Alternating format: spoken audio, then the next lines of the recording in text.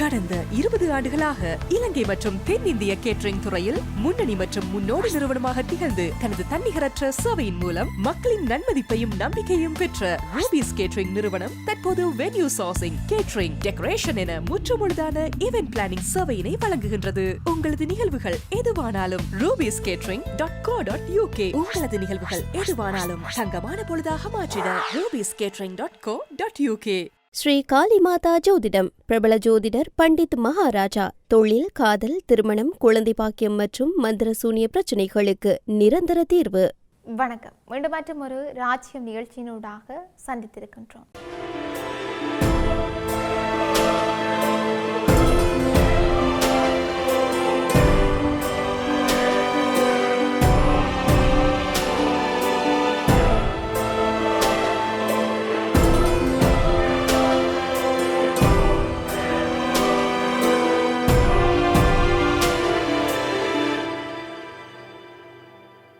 இரண்டு மாத போரை தீர்ப்பதற்கு ஈரான் முன்வைத்திருக்கும் புதிய முன்மொழிவுக்கு அமெரிக்க ஜனாதிபதி டொனால்ட் ட்ரம்ப் அதிருப்தியை வெளியிட்டிருப்பதாக அமெரிக்க அதிகாரிகளை மேற்கோள் காட்டி குறிப்பிட்டதொரு செய்தி நிறுவனம் செய்தி வெளியிட்டிருக்கின்றது. இது ஆயிரக்கணக்கானவர்கள் கொல்லப்பட்டு சர்வதேச அளவில் எரிபொருள் நெருக்கடி ஒன்றை ஏற்படுத்தியிருக்கும் இந்த போரை முடிவுக்கு கொண்டு வருவதில் மேலும் இழுபறியை ஏற்படுத்தியிருக்கின்றது. ஈரானின் புதிய முன்மொழிவின்படி போர் முடிவுக்கு கொண்டுவரப்பட்டு வளைகுடா கப்பல் போக்குவரத்து விவகாரத்திற்கு தீர்வு காணப்படும் வரையில் ஈரானிய அணுத்திட்டம் குறித்த பேச்சுவார்த்தைகளை பிற்போடுவதற்கு பரிந்துரைக்கப்பட்டிருக்கிறது. இது அமெரிக்காவின் அதிருப்திக்கு காரணமாக இருக்கின்றது. அணு விவகாரம் ஆரம்பத்திலேயே தீர்க்கப்பட வேண்டும் என்று வலியுறுத்தப்படுவதோடு ட்ரம்பின் அதிருப்திக்கு இதுவே காரணமாக இருக்கிறது. ஜனாதிபதி தனது ஆலோசகர்களுடன் கடந்த திங்களன்று நடத்திய சந்திப்பு குறித்த தகவல் அறிந்த ஒரு அமெரிக்க அதிகாரி பெயர் குறிப்பிட விரும்பாமல் பேசுகையில் இந்த தகவலை குறிப்பிட்டிருக்கின்றார். அமெரிக்கா இஸ்ரேலுடன் இணைந்து கடந்த பிப்ரவரியில் ஈரானுக்கு எதிராக ஆரம்பித்த போரை முடிவுக்கு கொண்டு வரும் முயற்சியில் ஈடுபட்டிருக்கின்றமை இங்கு குறிப்பிடத்தக்கது. ஈரான் மற்றும் அமெரிக்கா உள்ளிட்ட பல நாடுகளுக்கு இடையே கடந்த 2015 செய்து கொள்ளப்பட்ட உடன்படிக்கை ஈரானின் அணுத்திட்டத்தை கடுமையாக கட்டுப்படுத்துவதாக இருந்தது. எனினும் ட்ரம்ப் ஜனாதிபதியாக தன்னுடைய முதலாவது தவணையின் போது தன்னிச்சையாக விலகியிருந்தார். மறுபுறம் சர்வதேச எண்ணெய் விநியோகத்தில் 20% பங்கு வகிக்கும் ஹார்முஸ் நீரிணையை ஈரான் தொடர்ந்து முடக்கியிருப்பது மற்றும் ஈரான் துறைமுகங்கள் மீதான அமெரிக்க கடற்படையின் முற்றுகை நீடித்து வருவது பதற்றம் நீடிக்க காரணமாக இருக்கிறது. ஈரானுடன் தொடர்புபட்ட கப்பல்களை அமெரிக்கா கைப்பற்றியதை கண்டித்திருக்கும் ஈரான் வெளியுறவு அமைச்சர் அப்பாஸ் அராக்சி இது ஆழ்கடலில் கடற்கொள்ளை மற்றும் ஆயுத கொள்ளையை முழுமையாக சட்டபூர்வமாக்குவதாக உள்ளது என்று சமூக ஊடகத்தில் குறிப்பிட்டிருந்தார். குறுகலான கடல்வழி பாதையாக இருக்கின்ற ஹார்முஸ் நீரிணை வழியாக போருக்கு முன்னர் தினசரி 125 தொடக்கம் 140 கப்பல்கள் போக்குவரத்தில் ஈடுபட்டு வந்த போதும் கடந்த திங்கட்கிழமை மாத்திரம் 7 கப்பல்களே அதன் வழியாக பயணித்திருப்பதாக கப்பல் பயண தரவு அமைப்பான கிப்லர் குறிப்பிட்டிருக்கின்றது. இதில் ஒரு கப்பல் கூட சர்வதேச சந்தைக்கு எண்ணெயை கொண்டு செல்வதாக இருக்கவில்லை என்றும் அது சுட்டிக்காட்டியிருக்கின்றது.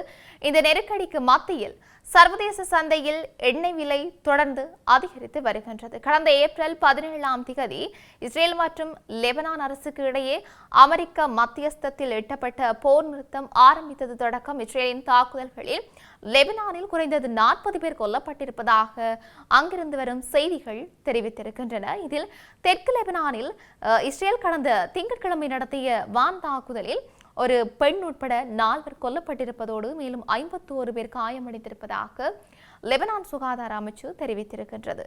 காயமடைந்தவர்களில் 3 சிறுவர்களும் அடங்குகின்றார்கள். தொடர்ச்சியாக அமெரிக்கா மற்றும் ஈரான் நாடுகளுக்கு இடையே நிலவும் பதற்றத்தை தணிக்க பாகிஸ்தான் மேற்கொண்டு வரும் முயற்சிகள் ஒரு ராஜதந்திர நடவடிக்கையை விட வெறும் காட்சிப்படுத்தலாக மாறி வருவதாக குற்றச்சாட்டுகள் எழுந்திருக்கின்றன. இஸ்லாமாபாத்தில் திட்டமிடப்பட்டிருந்த பேச்சுவார்த்தை தோல்வியடைந்தால் பாகிஸ்தான் ராணுவ தளபதி அசீம் முனீர் ஓமான் நாட்டின் உதவியை நாடி மஸ்கட் சென்றார். ஈரானிய வெளியுறவு அமைச்சர் பேச்சுவார்த்தையிலிருந்து முன்கூட்டியே வெளியேறியது பெரும் பின்னடைவாக கருதப்பட்டது. இதனைத் தொடர்ந்து டொனால்ட் ட்ரம்ப் தனது தூதுவர்களான ஸ்டீவ் விட்காஃப் மற்றும் யாரட் குஷ்னர் ஆகியோரின் பாகிஸ்தான் பயணத்தை ரத்து செய்தார். இது பாகிஸ்தான் மீதான நம்பிக்கையை அமெரிக்கா இழந்துவிட்டதை காட்டுகின்றது. ஈரான் எப்போதும் மஸ்கட்டை ஒரு நம்பகமான இடமாகவே கருதுகின்றது. ஏனென்றால் ஓமான் அமைதியான மற்றும் ரகசியமான ராஜதந்திரத்தை கடைபிடிக்கிறது. மாறாக பாகிஸ்தானின் அணுகுமுறை மிகவும் பகட்டானதாகவும் விளம்பர நோக்கிலானதாகவும் இருப்பதாக ஈரான் கருதுகின்றது. அமெரிக்கா தனது பிராந்திய வியூகங்களை மாற்றியமைக்கும் வரை ஈரானை பேச்சுவார்த்தையில் பிணைத்து வைப்பதற்காக அமெரிக்கா விரிக்கும் ஒரு புகைத்திரைதான் இந்த பேச்சுவார்த்தைகள் என்று ஈரான் அஞ்சுகின்றது. ராஜதந்திர வெற்றிகளை காட்டி தனது உள்நாட்டு அரசியல் நெருக்கடியை சமாளிக்க பாகிஸ்தான் முயல்வதாகவும், ஆனால் பேச்சுவார்த்தைகள் தோல்வியடைவது அதன் சர்வதேச மற்றும் உள்நாட்டு மதிப்பை இன்னும் குறைத்து வருவதாகவும் தெரிவிக்கப்பட்டிருக்கின்றமை குறிப்பிடத்தக்கது.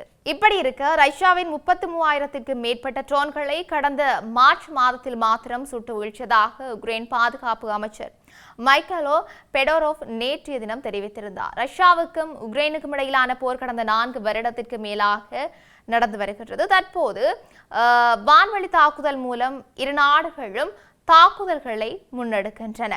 உக்ரைனில் இருக்கின்ற எண்ணெய் சுத்திகரிப்பு நிலையங்கள் மற்றும் மின் கட்டமைப்புகளை இலக்கு வைத்து ரஷ்யா ட்ரோன்கள் மூலம் தாக்குதல் நடத்துகின்றது. இந்த நிலையில் ரஷ்யாவின் தாக்குதலை எதிர்கொள்ள உள்நாட்டு ஆயுத தயாரிப்பை உக்ரைன் அதிகரித்திருக்கின்றது. ரஷ்யாவில் எல்லை தாண்டி தாக்கும் வகையிலான நெடுந்தூர ஆயுதங்களை தயாரித்திருக்கிறதாக உக்ரைன் தெரிவித்தும் இருக்கின்றது.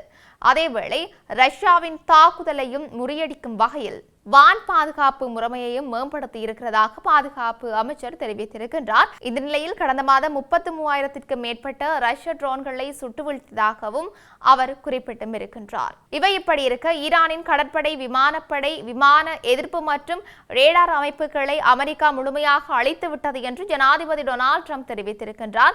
வெள்ளை மாளிகையில் ஓவல் அலுவலகத்தில் உரையாற்றிய போதுதான் அவர் இதனை தெரிவித்தும் இருக்கின்றார். இது தொடர்பில் மேலும் தெரிவித்த அவர், அமெரிக்காவின் தாக்குதல்களால் ஈரானின் தற்காப்பு அரண்கள் பலவீனமடைந்திருக்கிறதாக குறிப்பிட்டிருக்கின்றார். அவர்களிடம் இப்போது மிஞ்சியிருப்பது மிக குறைவுதான் எனவும், ஒரு சிறிய சதவீத ஏவுகணைகள் மட்டுமே தற்போது அவர்களிடம் எஞ்சியிருக்கின்றன என்றும் அவர் தெரிவித்திருக்கின்றார். ஈரானின் ஏவுகணை உற்பத்தி நிலையங்களில் சுமார் 80% ஏற்கனவே அளிக்கப்பட்டு விட்டதாக தெரிவித்த ட்ரம்ப், அந்த நாட்டின் தாக்குதல் நடத்தும் திறன் பெருமளவு முடக்கப்பட்டுள்ளதை சுட்டிக்காட்டியிருக்கின்றார். ஈரானிடம் எஞ்சிருக்கின்ற குறைந்த அளவிலான ஆயுதங்களை கொண்டு அமெரிக்காவிற்கு பெரிய அச்சுறுத்தலை ஏற்படுத்த முடியாது என்பதையும் அவர் உறுதிப்பட தெரிவித்திருக்கின்றார். அமெரிக்காவின் கடுமையான பொருளாதார மற்றும் இராணுவ அழுத்தங்களுக்கு மத்தியில் ஈரான் தன்னுடைய அணுசக்தி திட்டங்களை முழுமையாக கைவிடும் வரை எவ்வித சமரசமும் செய்ய போவதில்லை என்பதில் அவர் உறுதியாக உள்ளதாக சுட்டிக்காட்டியும் இருக்கின்றார். ட்ரம்பின் இந்த தகவல் பிராந்தியத்தில் அமெரிக்காவின் இராணுவ மேலாதிக்கத்தை பறைசாற்றுவதாக அமைந்துள்ளதாக சுட்டிக்காட்டப்பட்டுள்ளமை இங்கு குறிப்பிடத்தக்க ஒரு விடயமாக இருக்கின்றது. இப்படி இருக்க உலகளவிய ரீதியில் இன்னும் என்னெல்லாம் நடக்கப் போகின்றது என்று நாங்களும் பொறுத்திருந்து பார்க்கலாம். மீண்டும் மற்றும் ஒரு பதிவினூடாக சந்திக்கலாம். வணக்கம்.